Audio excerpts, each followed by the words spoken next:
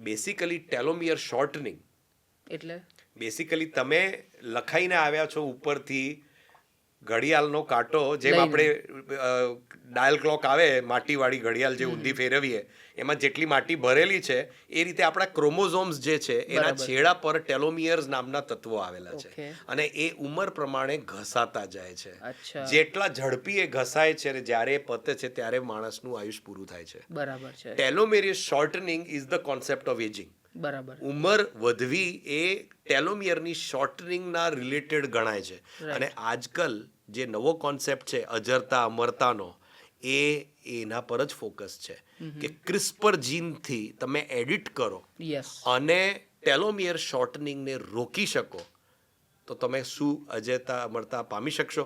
2 સંશોધનો એવા કહે છે કે કદાચ 2035 સુધી એ ટેકનોલોજી આવી જશે અચ્છા. કે death may become optional. Okay.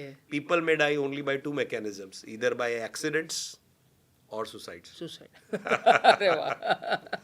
I think આ ક્રિસ્પરની વાત CRISPR કરી ની જે વાત નોબલ કરેક્ટ, જેના પર નોબેલ મળ્યું. નોબલ મળ્યું Yes, જેના પર નોબેલ મળ્યું. એટલે ક્રિસ્પર એ પદ્ધતિ છે. પદ્ધતિ છે. યસ. ક્રિસ્પર એ પદ્ધતિ છે અને એઆઈ આયા પછી તો આ બહુ ઝડપી થઈ જવાનું, કારણ કે તમે ડ્રગ ડિસ્કવરી, જેનેટિક એડિટિંગ, એના જેનેટિક એનાલિસિસ બહુ ખાસું કરી શકશો. બરાબર છે.